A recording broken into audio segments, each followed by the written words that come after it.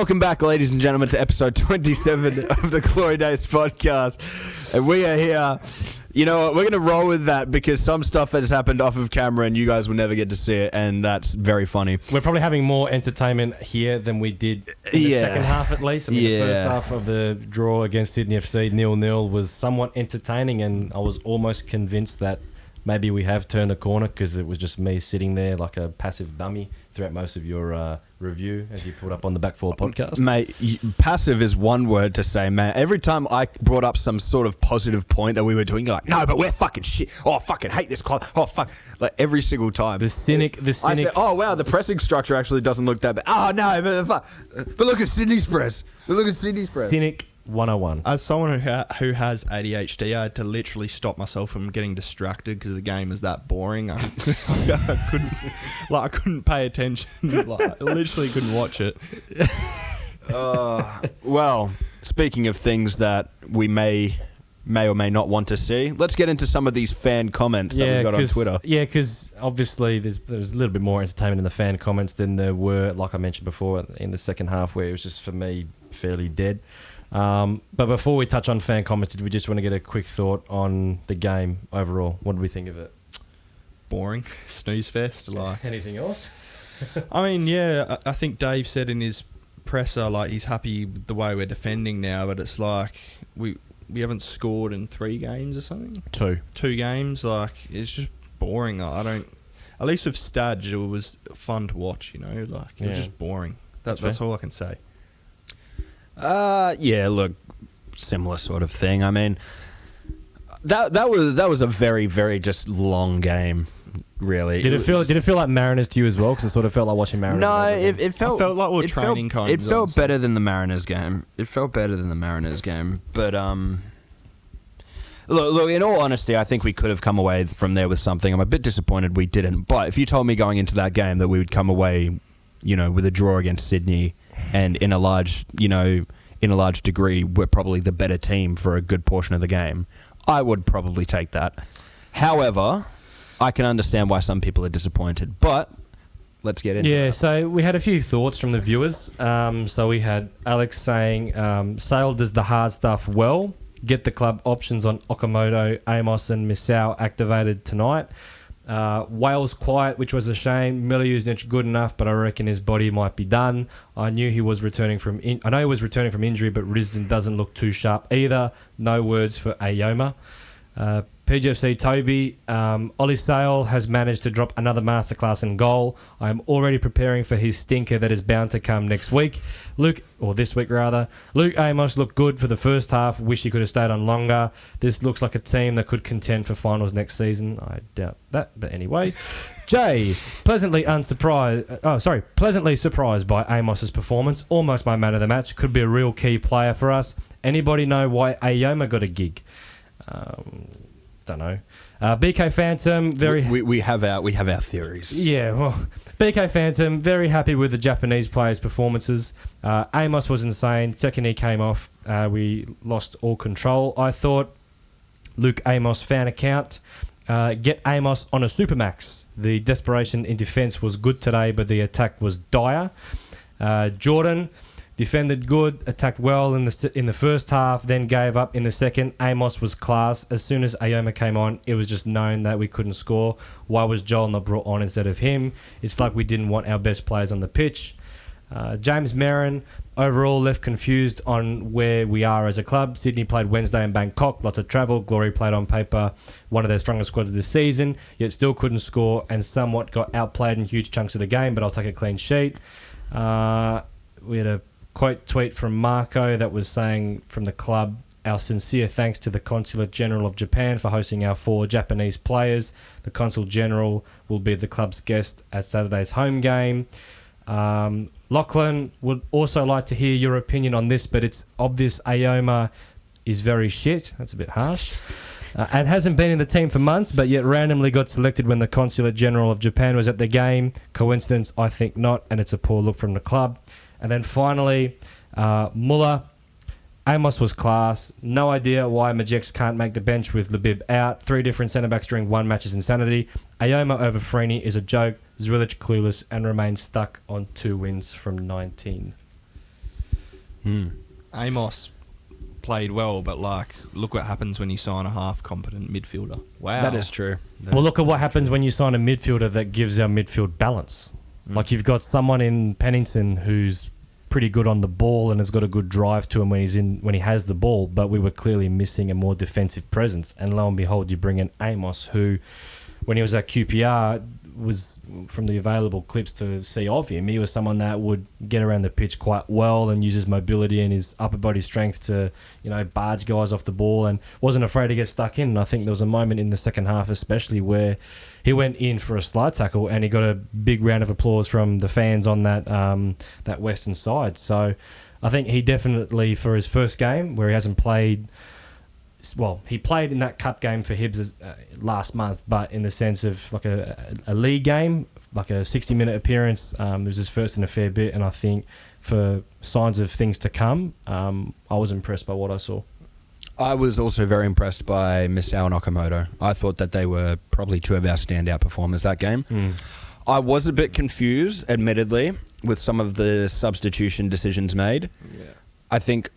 Well, I remember saying to you, James, before they bought off Amos. Yeah. I said, almost as a joke, I said, imagine if they bring off Amos now, and then they bought off Amos for Gamulka. And what did I say? And what did I say after? I mean, obviously we don't know Amos's like fitness levels, but I thought he came off just a little, maybe like 5 or 10 minutes too early. Yeah, I agree. I feel like we had a bit of momentum going there, and then look, as soon as he went off, it just killed it. It killed it absolutely. Starting lineup.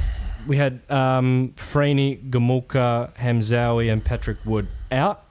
Wood because of the loan agreement? Yeah, Wood because of the loan agreement. Freeney and Hamzawi not even in the squad. Gamulka to the bench. And then Pennington back from his injury. Amos straight into the starting 11. And then Okamoto and Misao brought in. What did we think of the starting lineup, at least pre-game? I was really happy to see Okamoto and Misao. Yeah, likewise. I didn't know exactly how confident I felt, given that it was Okamoto's first game going up against, Segicic, who's been on easily the best form of his career. But I will admit, he actually did pretty well, and I'm pretty happy with that. Yeah. Although, don't let him cross a ball again. Okamoto?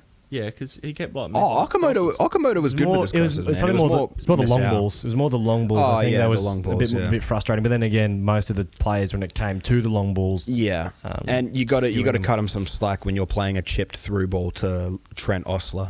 True. No one's getting on the end of that shit. For as much as I suggested it in the last episode, to have Freeney drop out of the team altogether and then be having Ayoma brought in to replace him, I think was a little bit harsh. Because for as much as I said Freeney probably needs a spell in the reserves, it was more from the perspective of, well, we're playing a tough opposition. Maybe it isn't the game for him to start, at least. Maybe he could have come off the bench and maybe could have eased into the game, but at the expense of having Ayoma brought in, who hadn't played, I think, since Unite round. I couldn't understand that, personally. I don't understand. Look, here's the thing. If you dropped Freeney for Majex to get a spot on that bench, it makes complete sense when you think of the fact that we still don't have Labib, and we probably needed that, centre-back cover there. I understand that you have Misao, you've got Risden that can fill in, you've got Okamoto that can fill in, but I feel like that was a good opportunity for Majex to maybe get some minutes, especially when Mortakudis came off. Yeah. Hopefully that's nothing serious as well. It didn't look like it was anything. It's like a groin, I think. Yeah. But he did continue on after it happened. He did. He continued on, but he went down a couple of times. But why didn't we have the foresight, though, knowing that Misao and Okamoto both hadn't had their minutes at a point where they could play 90 minutes, and Risden was coming back from a broken rib? Why didn't we think to have Majex on the bench either way as a precaution? That's what I'm wondering, because when you look at the other players on that bench, yes, you have guys like Gamulka, he needs to be on the bench. You have guys like Hamzawi, he needs to be on the bench when you need that sort of cover. And I'm assuming that is why Hamzawi was there, to cover for Misao, and you had to take him off. And obviously, you can't... Hindsight's an easy thing for us to work with, because we can say in hindsight, oh, well, Mortakudis got his injury, so we should have had Majex. But, at the time, when you have 5 players in that squad that can realistically do a shift at centre-back, I can understand why they didn't realistically want to use a bench spot on Majex. Especially, look, if they were... I don't want this to be the case, but it just feels like it is because we've heard nothing from the club in this regard, and I can only assume it is.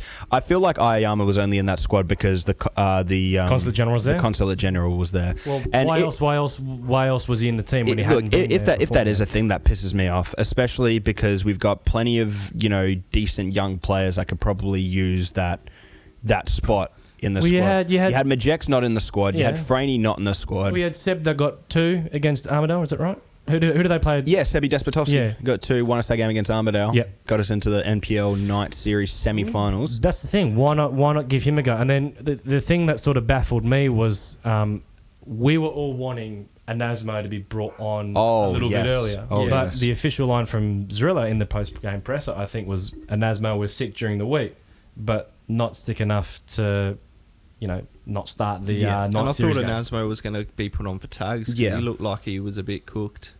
But look, here's another thing, is that when we hear from the club and people around the club that, Joel doesn't start games because they're sort of trying to manage minutes and stuff like that, fair enough. Why the hell do you give Ayama 30 minutes off the bench is what I want to wonder. Because he hasn't played, he has not played for us in, 3 months? Yeah, Unite round, yeah. I don't understand that.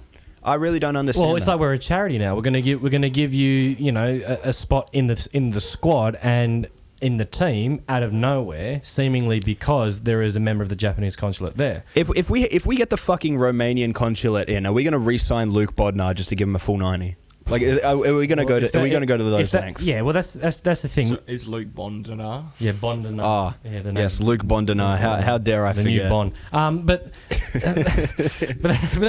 007 gimmick on Luke Bondinar, bro. No, but this is the thing though. It's like people should be getting selected on merit, and I think Anasmo probably off his cameos should have been considered for either maybe not a starting role, but maybe.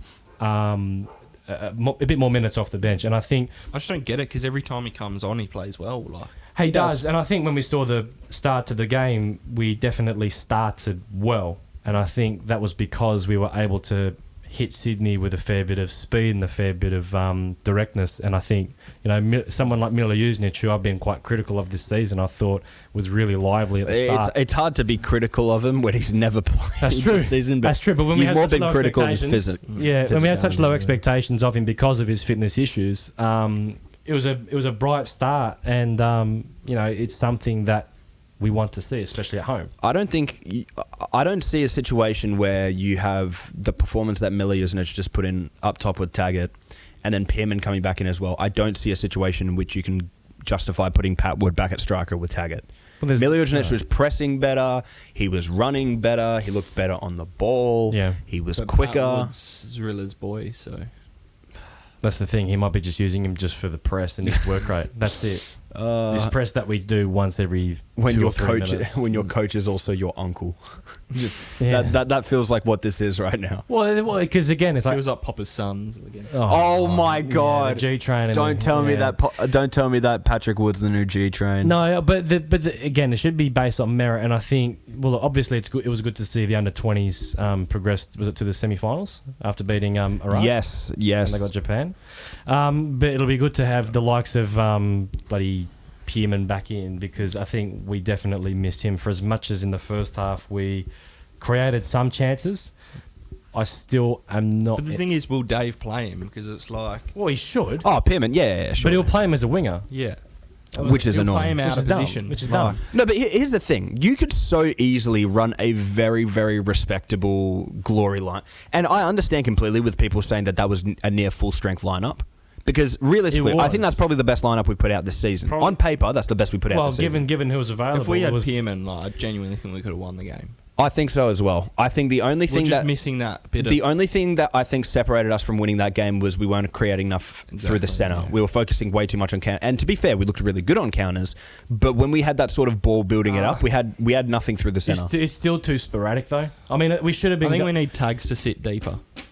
Maybe. Well, I think we should have taken the game far more to Sydney than we did, because for me, when you got a team that's flying into Perth, having just played in Bangkok, where the humidity was north of 80%, they were playing 120 minutes against a really good team in a must-win game, their legs would have been feeling very heavy at some point during the game. And especially in the first half, I think, look, for as sceptical and as critical as I have been of our chance creation, I felt we definitely created more than enough to have at least gone in at halftime 1-0 up, because Sydney, for their possession, did fuck all.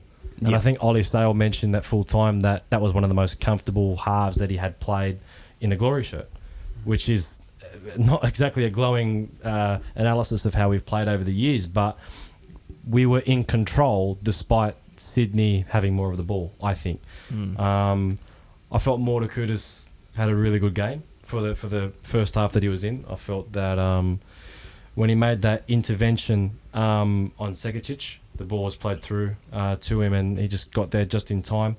I thought that was pretty clever. Mortakutis has been solid, not just like this game, but like since he's come. He has probably been one of our best signings of the season so far. Like, unironically. That's saying for That's a it. bit. No. I'd say Pennington's probably been our best signing. No, I'm not saying he's been our best signing. I'm saying he's been one of the best signings. I keep him next.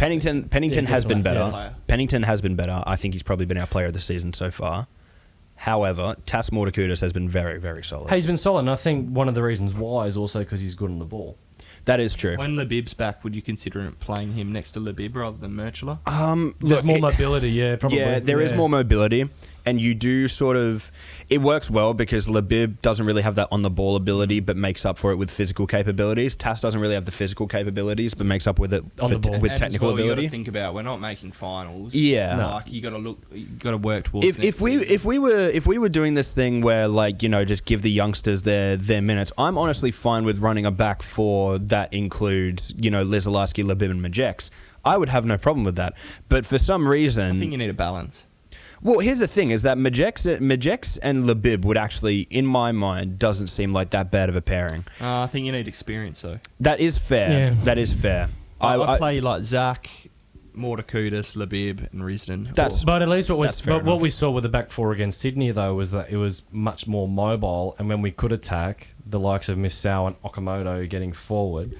And this isn't a slight on Josh Risden, but Okamoto's engine, along with Misao, gave us more options rather than having to wait, let's say, for Risden to make that run up. And I think both of those two boys with their running, particularly when the switch of play was on, I felt made us a lot more difficult for Sydney to defend. And I think if you talk about Taggart's header, that came, if I recall correctly, from the switch of play to Misao on the open wing. Yeah.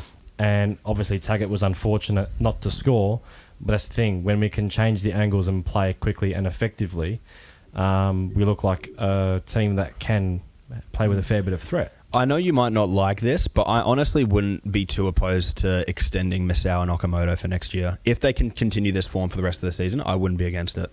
It depends if we keep Dave or not, because I just can't see that. Like with the way Dave wants to play for next season... And we're gonna have a smaller squad.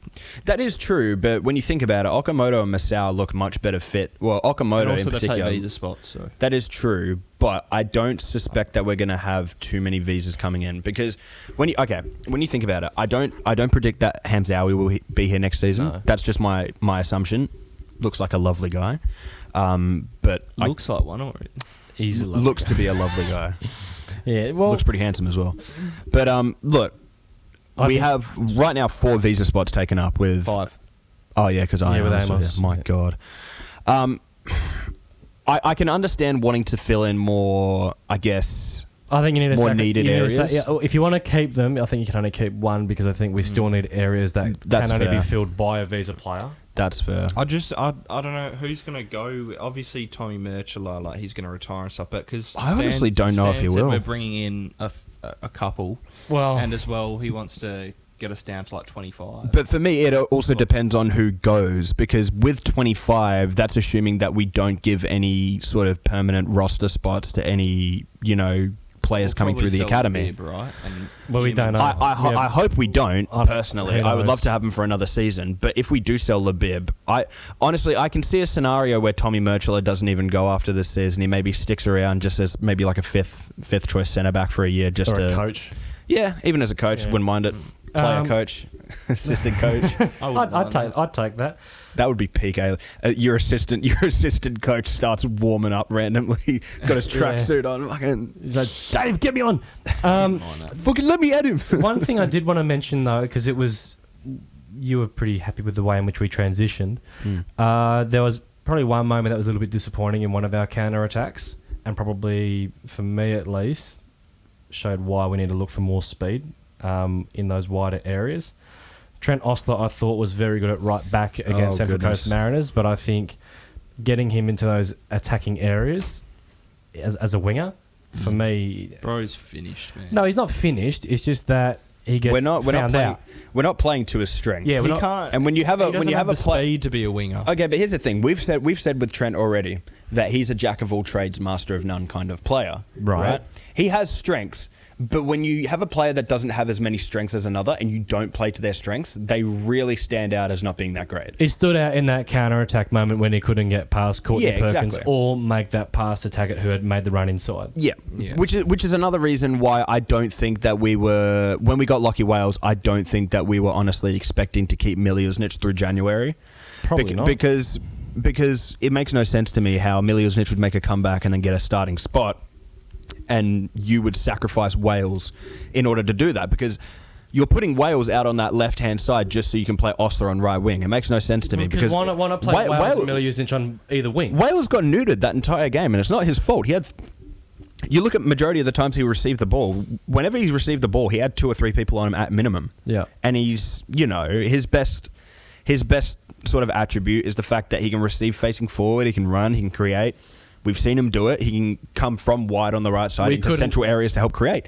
And he couldn't do it. We couldn't, but we also couldn't isolate our wingers well enough to get into 1v1 situations against Sydney's fullbacks. Yeah, I agree. Because I think for as much as there's that intent to want to attack quickly, we're still too chaotic on the ball, where we can't have settled possession like Sydney were doing. I think, where they were isolating Lolly against Missau. And for as much as I thought Missau was solid, I felt Lolly more often than not was able to get around him and find a Segachich or find Kucharski initially. Yeah. So I also think it was a missed opportunity, the fact that we didn't put up a Nasmo against Zach DeJesus. We should have. We had Zach DeJesus, like, fair enough, he's up against Lachie Wales, but the fact that they had to overcompensate only on Wales' side should tell you enough about how much they rated Zach DeJesus' defensive ability. Yeah. I honestly feel like if you put a Nasmo down that side and you gave Wales free reign on that right, I reckon we would have been able to do a lot more. We would have had a lot more space. Yeah, we would have created a little bit more havoc. But yeah, I think just on the first half in general, I felt that we created enough. Taggart was dreadfully unlucky with the volley over Devon Ishmears. Look, obviously Taggart overperformed last season, but like, is everything okay, bro? Because like, you do not look happy. Like, you do not look like the same Taggart a few weeks ago. You just obviously on the pitch he's struggling a bit more, but he just doesn't look like he looks a little off. I reckon he's missing his front door, personally. I mean, his front door. Yeah, probably. But on a serious point, it for me, and I could be wrong, but it just looks a little off from what we saw last season. Like, not his usual self.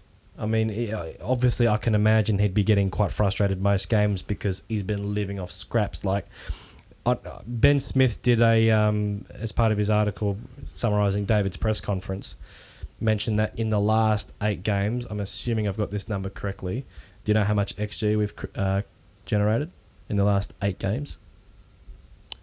Oh, that's a good question, actually. I'm going to say, let's see who gets closer, Josh. Go on. So XG after 8 games accumulated. 4 XG? Yes. I'm going to say 4.01. So we've scored 5 goals in our last 8 games. Mm-hmm. Oh, we've accumulated an XG of 8.67. Oh my god! Taggart accounts for 2.99 of it. So, yeah, that's actually not terrible. No, it is, well, because in a creative sense, it's not awful. But also in a conversion sense, it's pretty shit. Oh no, that's bad. And you do the average as well. That's like what 1 XG created per game, which still, because we didn't even finish on 1 as an XG. Like an XG isn't the be all or end all, but for me, when we've not really been creating as much as we had done under Stadge, this game. Okay, first half, I think creative-wise, because of the transition moments, I think we looked not too bad. I thought we looked okay going forward. Second half, though, the fuck was that? XG of 0.04, and we really struggled to create anything of note. And that, for me, was just something that I couldn't really understand, given that we made a decent start. Sydney would have been fatigued. You've got a decent crowd at home that's desperate to see you win, and it's another winnable game. And I would have thought, given how we performed the previous week against Melbourne City, that we would have come out more hungry in the second half, and David would have said, "Go for the kill." Exact same, like the same as Mariners, City, like even Auckland. Like Auckland, we got lucky. It's just the same. It's the same boring stuff. Like we can't do anything up front. Like yes, we can park the bus and not concede, but that's not a better glory. That's not progressing, in my opinion. That's just trying to keep the job. Dave trying to keep the job. You know. Yeah. Because I think in the second half, were there any other thoughts on the first half? Not really. I thought we played well, to be fair. Thought we pretty much played them off the park. They didn't have a shot on target that entire first half, I don't believe. No, I don't think so. Yeah, we played well. Look, in a midfield sense, we did fantastic to stop them from getting chances, and in a defensive sense, we did really well as well. I think we should have scored at least one in that first half. Should have been at least one. Should have been at least one, but no, not really. Let's get on to any first half thoughts, Josh? Let's get on to the second half. I think Amos is my goat. Hey, I did say he's on his way to becoming he's on his way to getting into that glory all-time 11, and James wasn't very happy with that. No, because I tried to do the reverse psychology. We'll let him go for free to Japan. Oh my god! No, but because we're proud to announce the sale of Luke Amos to Al Ittifaq. Oh yeah. No, but he in the second half, I think, went to another level, because that's when he went even harder into some of his challenges, like that slide tackle in front of Zrilla. Yeah. Where the fuck's that been from our players all season? And then Amos comes in, bang. I forgot who he took out, but it was a great tackle. And he added that presence in the midfield that we'd been missing for some time. I read a comment when we first signed him on Instagram, and someone said he's got pure like English football in his blood, and that I kind of saw that when he played.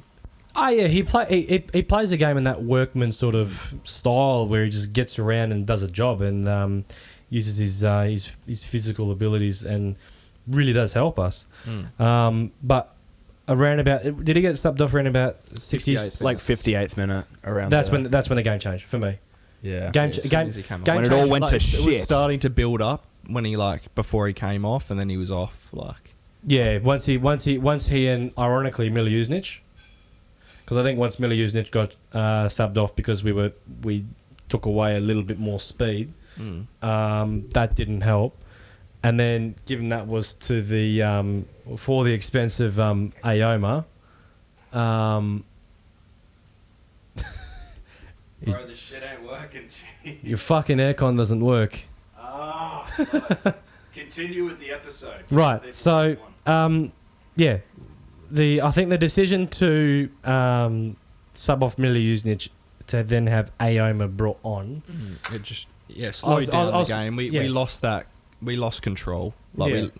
After that, we lost our edge. You know. I think we lost our edge, and I think you could see that it was a player that hadn't played in a long time, and I could probably count at least one or two, or maybe even three occasions when Taggart went absolutely ballistic towards Ayoma, and his touch just wasn't there. He just wasn't linking up. There's a few misplaced passes, and I just didn't think that this was the game for Ayoma to come in. Don't mind us. Alex has just figured out how to turn on the aircon. I just fixed the aircon. Let's go. We're not going to die in here. What did you think of Ayoma coming on? Oh, that's where we're at. Yeah, Ayoma. I was baffled by it, to say the least. Look, I was so certain in my mind, and I think everyone else was, that the only logical solution to, if you had to, put someone on that left wing, would be, okay, well, you got Zach DeJesus. He's not looked that great. They're putting people down his side, but now they're having to step off because they're tired. You know what? You got to put Joel Anasmo down that side. It looks like it'll be the perfect option. obvious option. And then I see them call for Hiroki Ayayama, and I'm like, oh no. To be fair, when they announced that they were putting Ayayama on, I thought one of two things. I thought, okay, I didn't even realise he was on the bench, bro. I forgot about him. I thought two things. Either, okay, they're taking off Lockie Wales to, they're taking off Trent Osler. To then put Ayayama as a 10. To then put Ayayama on the right wing. Or they're taking off Miliusnic to then put Ayayama at cam. I thought they were going to take off Millie because he signalled to the bench he was cooked. I thought I didn't see that at the time, but looking back at it hindsight, if you did signal to take Millie off, I probably would have just put Ayayama on for Miliusnic and just played him as a 10. But that didn't happen. We instead took off Lockie Wales and we put Ayayama. Sorry. Miliusnic. We did take off Miliusnic. We did take him off, but it was for the position that we... Yes. Yeah, so the one position that we just did not need to see. He's not a winger. Ayayama. As soon as he came on, what did he actually do? I didn't even notice. It wasn't a Hall of Fame disaster class, but it was very underwhelming. In a critical game against Sydney FC, it was... I'm not going to say mediocre. It was very bad. Very, very bad. And I think from there, that's when, instead of us, putting the foot on the throat, it was Sydney. Because not long after, there was the double save from Ollie Sale from Klamala, and then the clearance from Murchula. I don't know why we're praising that double save. The first. No, this is the first one before the Costa one. Yeah. Because you got the save from Klamala. I get where you're coming from though in that one, Josh. But it was a nice moment. But this was building up. Oh yeah. And for me, obviously, look, when you've got the likes of Costa, Wahim, and Klamala to bring on off the bench. Bro, when Wahim was sprinting at our players, bro, I shat myself. He literally sprint past. It was so scary. Remember that one on the halfway line where they just got the ball and you got Wahim Costa, Costa and Lolly, and they're just sprinting. I'm like, no, this is it. It was fun while it lasted, boys. Literally in slow mo. Okamoto, man, I don't know how the hell he shut that shit down, but he was brilliant. But on a more tactical and technical viewpoint, why is our rest defense so exposed? Because you would have thought, again, from someone that would have learnt it all under Rangnick, we would have had better preconditions to counterpress. I felt Sydney's counterpressing, despite how fatigued they probably would have been, I thought it was much better. They were closer to each other. They were able to get possession back really quickly. Meanwhile, our guys are so far away. They've then got to cover distance at high speed. We're then got to try and hit a pass that's 25 metres away, lose it through a skill error, and then we're sprinting pretty much all game, and then we're gassed to the point where we're defending in the deep block, which for me doesn't signal progression. It just suggests that we're sort of going, oh shit. Well, we've got talks of progression, so we'll get to that point later. A little bit later. Have we got anything else to go over in terms of the second half? Obviously, Sydney had majority of the they had majority of the possession. Yeah. They had majority of the chances. We didn't really do a lot, and David's substitutes kind of sucked, but that's just a normal week for us. Luck of the draw, and then there was obviously in the 84th minute, Ollie Sale was clip farming, bro. I couldn't believe it. Well, the friggin' strike from Costa, and then Wahim spills it on purpose just to clip farm the double save. I love it, bro. You know what? He played fairly well, but this is the thing. He is so Jekyll and Hyde. That's the thing. That save is Ollie Sale. The first one was... What, sorry? So Ollie Sale, because he fucks up... No. Before... Jekyll and Hyde. Yeah, half and half. You never know what one you're going to get. What? Who the fuck says Jekyll and Hyde? You've never heard of that? No! I don't think a normal person has ever heard of that. Jekyll and Hyde. The scientist that creates the potion, and 1 minute he's this nice guy, and then he drinks the potion, and then he turns into this totally different character. I don't watch Marvel movies, bro. That's not Marvel. Oh, well, fuck. How am I supposed to know? The movie Split. The guy split personality. Why didn't you just say that? Right, okay, Split. Why didn't you just say that? Because Jekyll and Hyde made more sense and less words. Are they characters from the movie? No. Well, why would you mention them?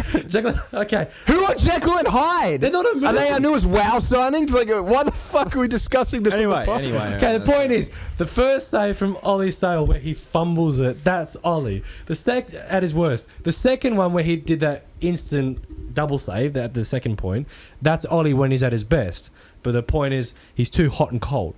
There's not enough consistency. I will say as well that I did call for him after making that save to get a 5-year deal. I may have jumped the gun a bit there, but it was a nice Thanks, save. It was a nice save. Watch Stan listen to it and go, "Oh, cool, I'll do it." We finally got the backing of the And then for you to fans. say next week, for you to say quick sell.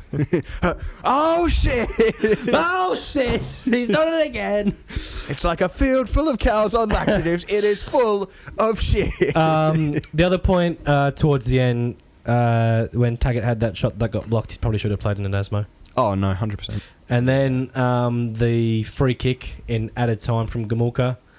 Look, we've been criticising Gamulka for a lot of the season, and it's like he got showed up by Amos, who hadn't played in a fair bit, did his shift, did everything that he needed to. Gamulka had a chance to go, no, I still want to be first name on the team sheet in the midfield.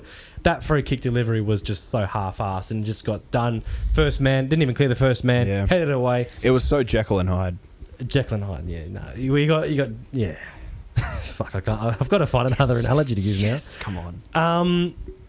Yeah, this was, again, I'll mention Mariners because it felt like a Mariners sort of game. Yeah. Like where it was, Snooze stuff happened, but also not a lot happened. Snooze fest. Are there any thoughts to summarise on this game? 7,000, just under 7,000. Just under crowd. 7,000. That's good. And as well, to the Karen who was ranting online. Oh my god! about her son. Talk to my getting son. Can we getting a put that comment on match-worn screen? jersey Yeah, I'll put that on, from yeah. Douglas Costa, but he didn't have the time to spend 15 minutes. with it. Hold on. I want to get that comment up so we can address that because Literally, this is unplanned, by the way, the whole ladies and world gentlemen. revolves around my son. Yeah. It's like Even though he's got limited time. He gave the shirt. He's got limited time to, rather than spending time with other kids, briefly like getting a photo. Oh no, but my son needs 15 minutes one-on-one. Speak to him. We have run sheets that we go through before these episodes, so we know how to keep on track. We've had a 2-minute conversation on Jekyll and Hyde, and now we're about to go through this comment. But here it is. Give it more entertainment. Should we drop the name? It is public. Karen. Just call it Yeah, Karen. sure, Okay. Karen. My son waits on the fence after every single home game, and it's always the same players who take the time and stay out there until security ushers them off. Players included Kaczarski, Caceres, Matthews. Got bad news for you regarding that one, mate. Grant and Burgess, to name a few. Never have I seen Costa, Lolly, Sainer, all the big names staying out there to give a little fan some joy. And then Douglas Costa officially responds, at Karen, if you ask your little boy, I've already given my jersey to him. And then she responds with, and he absolutely appreciates it, but sometimes taking the time out to talk to your little fan who adores you mean. And then we've cut it off there because Josh doesn't know how to crop a fucking image. But the point is that what the fuck? If yappity yap, man. You Yeah. literally got a free match-worn shirt worth hundreds of dollars, and you're complaining that he didn't have a one-on-one chat for 15 minutes with your one child when there's hundreds of other kids who want to get a photo of Costa. What's Costa going to say? Oh, hello, how are you? What's a weird analogy I can do for this? Jekyll and Hyde. No, it's not Jekyll and Hyde. It's like having the same. It's like having intercourse with prime Megan Fox and then Okay. complaining that she didn't cuddle you afterwards. She'd Like, be the that's what it same is. type of mother to like rant online if Costa like spoke to her child for 15 minutes. I think it's a bit weird that a 30-year-old man spoke to my child. Like, don't you for have your 15 own kids or minutes. something? Yeah. I hate. On the game, back to the game, reeling it back in, was it from a performance perspective, because definitely wasn't result-wise, but from a performance and stylistic perspective, was it a step forward? Like I say every week, no. Maybe not stylistic, but performance-wise, I think yes. Is it good enough? I think Amos just made like a slight improvement. Like. Because we may as well mention... Look, the fact that Amos made that much of a difference actually is starting to give credit to what Stan said, which is that he needs Zulic needs the right players, and I don't like that. We swapped out Amos for Gamulka, and all of a sudden we look like a top 6 side. I don't like it. I wouldn't say top six. I'm saying it. Jump. Jesus. As we played Next year we're gonna win the fucker. Bro, we couldn't even. We drew to fucking a cooked Sydney. But we we played 3 days ago on 80% humidity, Bangkok, and they're 7th. Yeah, but And we couldn't Amos even didn't win. play 90 minutes. We would have won if he played 90 minutes. Sorry. Jesus Christ. Okay, so we put out a poll for our viewers. Ahead of this review, we wanted to hear if the viewers were satisfied with the progress that the team has made, importantly on the pitch, not just in general, but on the pitch. No.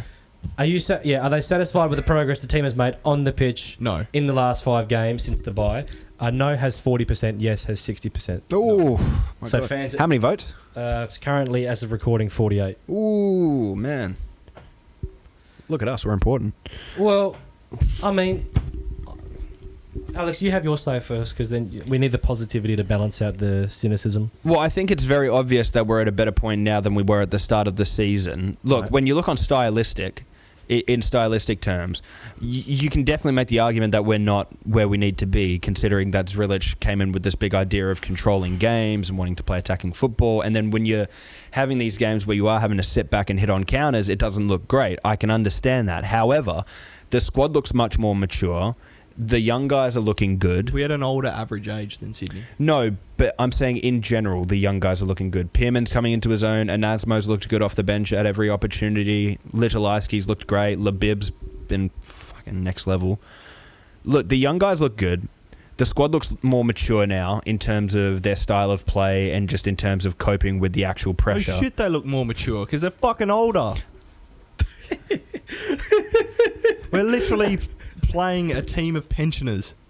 He's not wrong. Our average age has jumped up. I don't give a shit few. about our average age, bro. But we had a more we look experienced better. We look better. What's better? Bro, Better is the fact that we're going out there and not getting blown off the fucking park our 6-1. whole back line is literally peaking 40. And they're fucking playing pretty well, aren't they? But the point is, if we're saying that it's acceptable and like a massive achievement that we've gone from not losing 5-0, I'm not saying it's...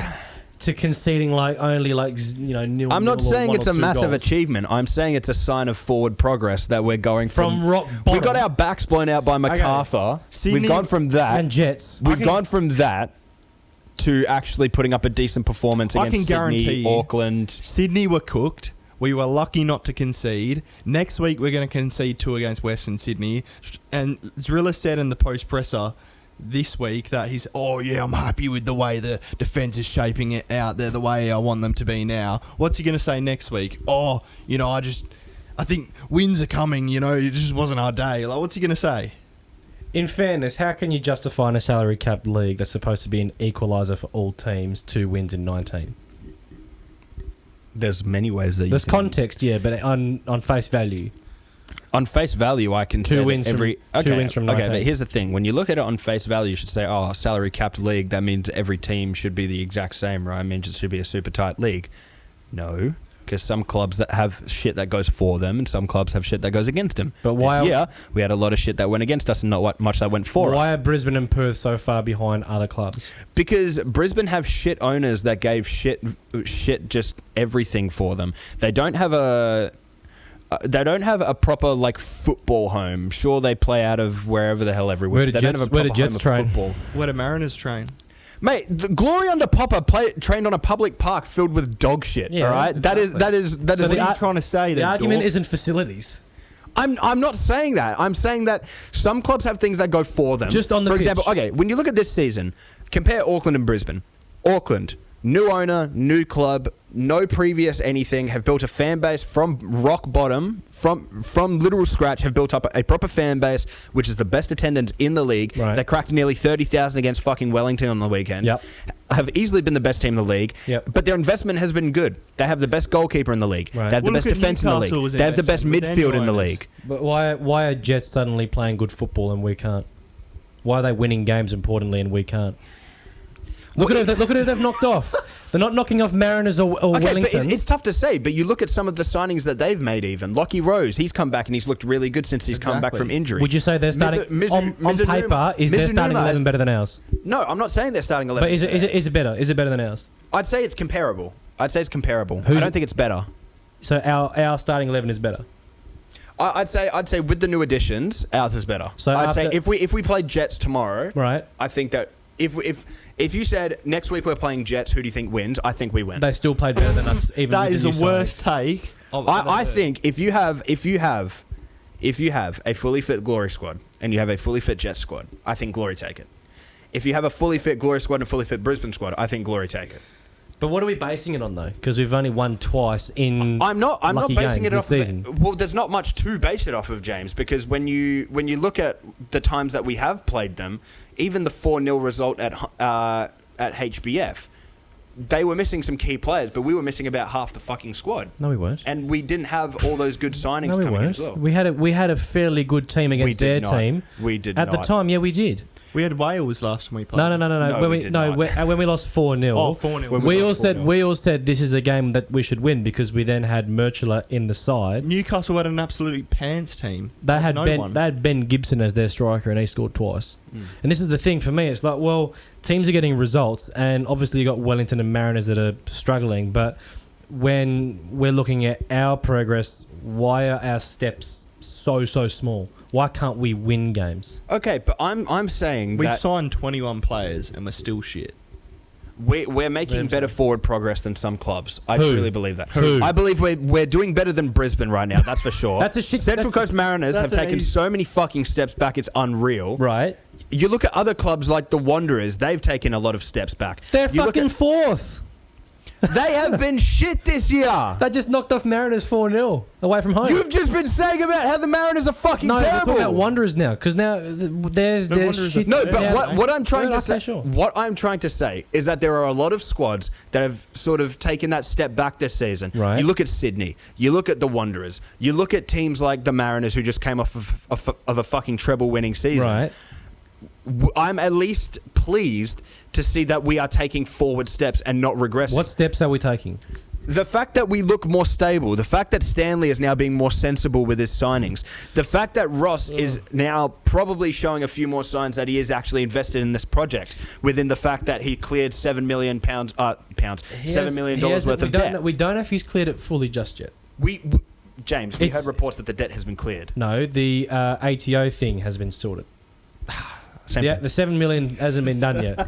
ATO, hold on. ATO, CIA, FBI, Centrelink, they're all the same, mate. Another point. Catania at the start of the season brought in two fairly highly respected people within SETI chair to run their club in Daniel Fagiano, I think, to be their sports director, and Domenico Toscano to be their head coach. Brought in experienced, credible people to build our club. What are we basing this? Why should we be backing this progression that we're seeing, where the depths that we saw at the start were so low that we're now saying, oh, the fact that you're not conceding 3 or 4 or 5 goals is now acceptable. That for me should have been acceptable in round 10, not in round 20. I think in round 20, given where we were, we should be winning games, and I think we can all agree the last 5 games, with the new signings they've helped. We should have won at least one of those games. I'm not saying that we shouldn't have. I'm saying that we could have. We should have. But I put more of that on. Does Rilla have the capacity to get this team to win games consistently? I don't think he has the capacity to win us a league title anytime soon. No, but just win games consistently, because fans are. We had what? Toby, didn't he say he smells finals football next season? Fans need to lower their expectations. They Why? need to lower their expectations because Zrilic is not going to be able to do that with a fucking team like this. And there's a lot of things then that have to go. Why Stanton got Newcastle with a chance to make finals? Newcastle are not going to make the They've finals. got a chance. They've got a fucking. Everyone's got a fucking chance to make They've the still got a finals. chance. Everyone's got a chance to make the finals. I don't think. No, I don't think they will, but they've got more of a chance than we do.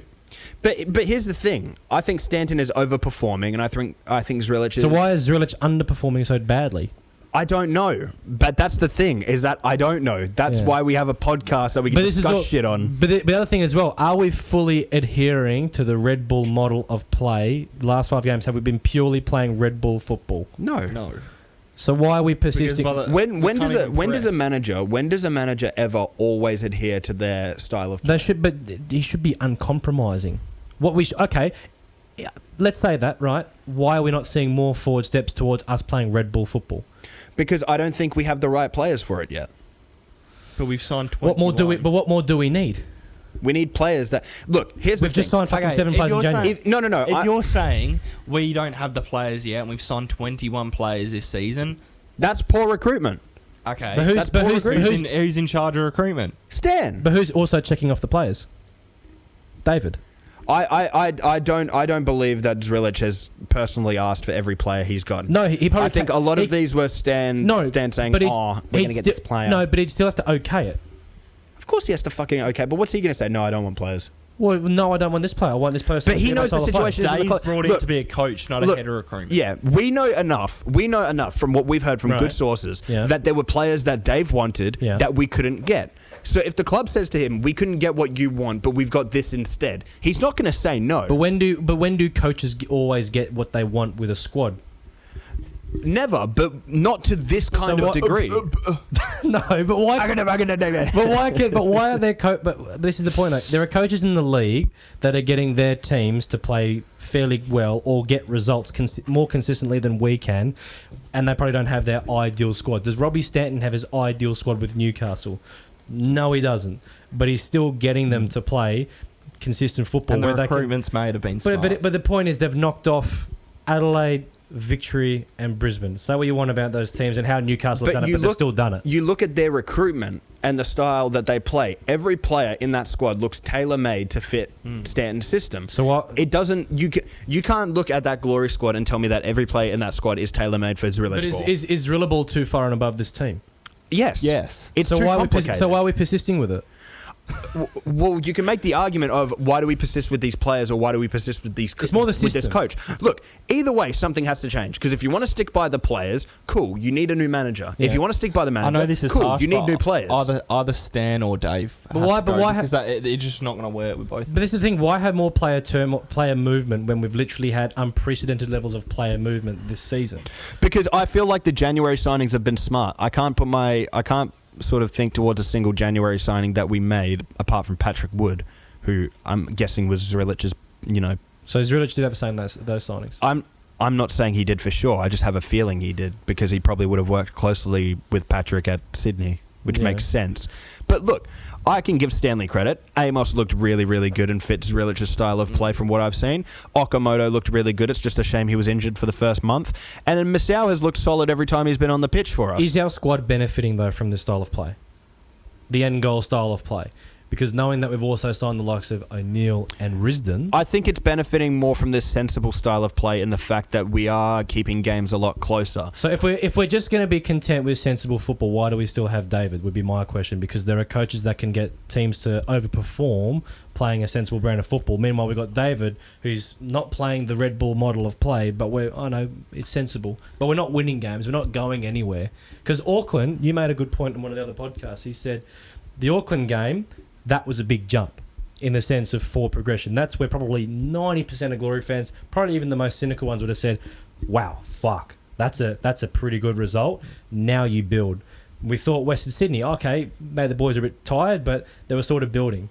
Since the bye, we've not gone up further levels. Instead, we've just sort of either stayed at the same or dropped a little bit. And for me, at this point, given the signings that we've made, I'm not content with that. That's fair. Look, I get fans who are content with Sydney. I have said repeatedly on this podcast that I am not Zrilich in. I am only Zrilich in on the premise that I don't believe that we can attract a better coach to the club at this time. I don't want another Alan Stajic. I would like someone who is probably a little bit younger that can. Why younger? Not younger than Zrilich. I just want to have a younger, more modern coach. He just likes young men. No. You know what? I was having a good conversation with someone. I was talking about this with Josh on the way here. Remember when we brought in Popper and how it was a bit of a surprise? Yeah. No one really expected it. Yeah. Well, if Ross wants to get the best in class, so-called, like he's got at Catania, go to Tottenham and go to Nick Montgomery. I suggested this and you said no. No, but it's like, now that we've you do this every time. Now that we've suddenly no, but at the time it wasn't feasible. I'm talking about at the end of the season. Yeah. At the end of the season, because I'm sure. This is what I have been saying. I've been saying that if we can't get someone better than Zrilich, there's no point. But if we can, we should do it. Yeah, but at the time, the Montgomery suggestion, because of the timing of it, was a little bit probably not the right timing. At the end of the season, Monty could probably get more out of this team than especially I think David can. But that's fair. But also at the same time, you look at you look at the top three, I'd say most regularly suggested options for a coach right. across the panel right. in the past month or so. Right. John Brady, Des Buckingham, Right. and Nick Montgomery. Right. All three are relatively young. I bring in. No, they're Nick the same age as Montgomery. Dave. Oh, Des Buckingham's the only younger one. And Yes, but I'm talking someone similar to that age. I don't want like a statue. I want someone more modern, more adept to playing like a proper dominating style of football.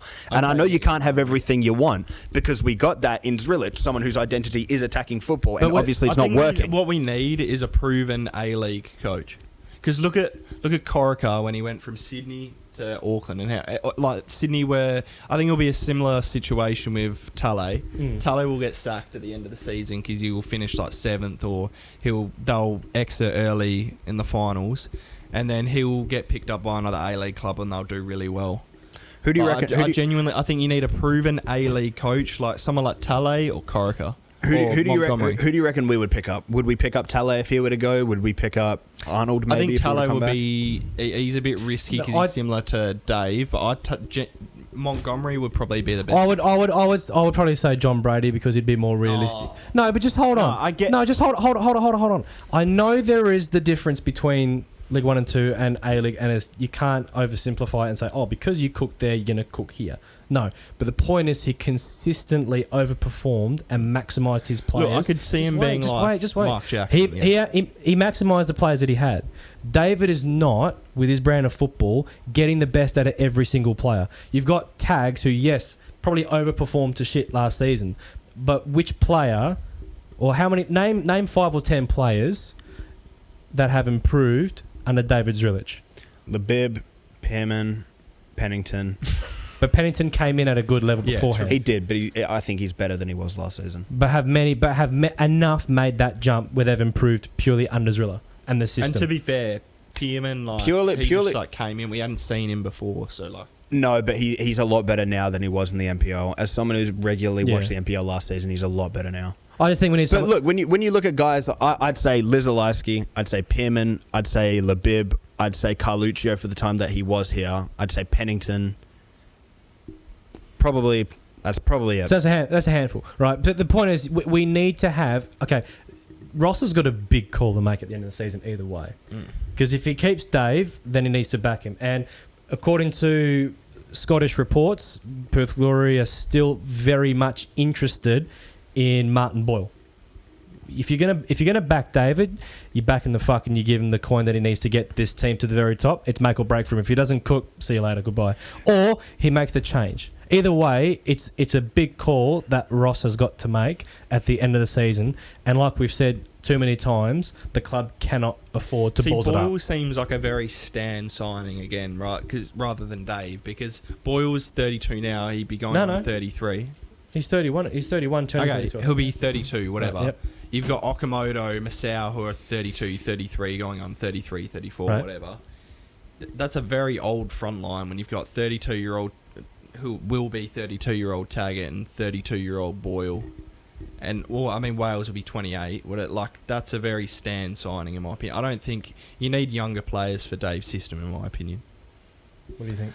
I just think that if we do get Boyle, it probably points towards the fact that we are most likely going to go back to a 4-4-2 with the two strikers up top, probably Boyle off the left and Wales off the right, which, look, is not the worst thing in the world. When you have Boyle and Wales as a winger pairing, that's going to absolutely fry, I'm hoping. And if you can get Tags, a proper partner that's actually going to be able to...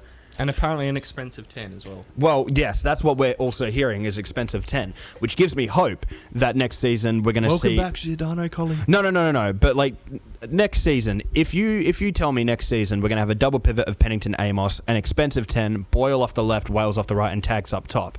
Mm-hmm. Like... Yes, that's a good squad on paper, but you need a good coach who can... We also agree. We also had a fairly decent squad on paper against Sydney. Still couldn't score. We also had decent enough squads against Victory. Look, here's the thing: is that against Sydney, I know we couldn't score. We created a lot of good chances. We created 3 in the space of 10 minutes in the first half and did nothing in the second half. But we didn't convert. But we also need to be at a point where we have more consistency across the board. Why can't we dominate games yet? Why can't we control them for longer? Why can't we put teams under the cosh more? I will say, yeah, we've evolved to a point where we had fucking Sydney, even Joe Lowley defending in his own fucking box. Why can't we capitalise off of that? And I just think at the end of the day, there's the big question that Ross will need to decide. Can this guy take you to that next step? Because any fan that's saying you're going to magically make finals, you're going to make that jump from, we're probably going to finish 12th. We're going to make that jump from 12th to a comfortable spot in the top 6. Tell me why. Give me a clear set of reasons why, based on what we've seen this season, and I'll be more than happy to give a counterpoint to say no, we will not, even if you sign more players. Because the evidence hasn't been convincing enough for me. The thing is, though, I completely understand why you're saying that, but I also don't think that you can point at someone like John Brady or point at someone like... There are no guarantees either, by the way. Yeah, exactly. There is no guarantees. There's no guarantee. That's why I'm saying, like, look, you've got guys like Talai, you've got guys like Arnold. I don't think that that's a forward step. But do you think there's been a consistent enough buy-in from the players in David's system? Because I think the buy-in has been inconsistent. I think that's a fair assumption. Because if it's inconsistent, it felt like we bought a lot in more with Stadge. I think so too. And if you don't have everyone buying in, you've got to make the change. Speaking of Stadge, we play Western Sydney this weekend. They don't have Milanovic. We're still getting cooked. Sapsford will score 2 against us. Yeah, well, given Pavlicic had that major fuck up, I hope Ollie Sale doesn't get any ideas. I beg he plays like Prime Buffon. Oh man, I'd love nothing more than to leave Parramatta the with a 2-1 only win. thing that gives me a bit of hope is that the Wanderers backline is relatively makeshift at the moment. It's gettable. It is gettable. However, Wanderers they're gonna want this win. They're gonna need this win. They're gonna need this win. Like, there's no way. I'm sorry. I hate to be that person, but it's like the only time we've scored 2 goals in one game is against Adelaide, and that's once this season. Adelaide and Jets. Sorry. Because there's an interesting stat also. In the 19 games we've had this season, do you want to have a guess how many times we've been goalless? Haven't scored a goal. That's I told you. Let's try and go through from round 1. All right. We scored against MacArthur. Mate, just fucking guess. Just guess. Throw a number. Throw a fucking number. How many times we've been goalless? Yeah, we haven't scored a goal in the game. I'm going to say 11. 10. Ooh. 10 out of 19 games haven't scored a goal. Better than I expected. Yeah. That's the thing. Can we score against Wanderers? I think we can. No. I think we can also, but if Dave wants to prove me wrong, go and beat Wanderers. Why not? Mate, we say this every week. But never proves you wrong. But I'm wanting him to. I'm wanting him to try and give me a fucking chance to prove me wrong and shut me up. Of course you want him to, but he's not going to. Well, he might not, but I want him to fucking give it a red hot crack either way. So speaking of that, what are our score predictions? Welcome to episode 28. You're going to say 10-0 of the Glory Days podcast. We've just suffered a 4-0 loss to Western Sydney Wanderers. Fuck. What do you think? Go you go first. I said 4-0. 4-0? We'll lose 4-0. Right, Alex? I say we lose 3-1. 1-1. No, hold on. No, it'll be a 2-1 loss. Because draw, loss. Change my fucking mind. Look at that dickhead on Glory Days. He said we're going to lose, and he doesn't rate our coach. Next minute, come away from West Sydney with a 2-0 win. Okay, dead set. If we lose 4-0, does Dave survive that? Like, surely. Well, you got Brisbane next. I'm sorry. Imagine Brisbane come to HBF Park and turn us over. Oh no, that would be the funny. No, it would not be funny. It would be fucking awful. Actually, it'd be a straight fucking sack. It would have to be, surely. You'd think so, but it probably wouldn't be. Are there any other concluding points? I think we've gone on and rabbled on for a fair bit. No, I don't have to watch this side play at home until nearly April, and I'm very happy about that. Yeah, we got Brisbane and then you've got Adelaide. Those are our last 2 home games. Yippee! If anyone's looking for a good place to watch the why are you touching game, George? Mate, I got ADHD, I told you. Okay, fair enough. If anyone's looking for a good place to watch the away game, go to Josh's house. Nah, the shoe. Josh's house. We'll put the Addy on the on the video. You can all come down. Oh man. Alrighty. Well, thanks for watching, guys. Thank you very much for watching episode 27 of the Glory Days podcast. Hopefully you've tuned in long enough to see our fucking rabble. Yep. as you loyal fans do every episode. But thank you all so much for watching, and leave we'll your be thoughts back. and comments below. We do enjoy reading them. Well, when we do read them. I read them. They're good fun. James reads them. I read them too, to be fair. They're good fun. A lot of them are just asking us if we're ticklish, though. I don't read We are those not ones. ticklish. Yeah, someone asked how Speak old for yourself, is Josh. George is ticklish though. That's why Well, Josh apparently was trying to finger him, but anyway. let's leave it at that. Thank you very much. Thanks, We'll see guys. you next week. Thanks, guys.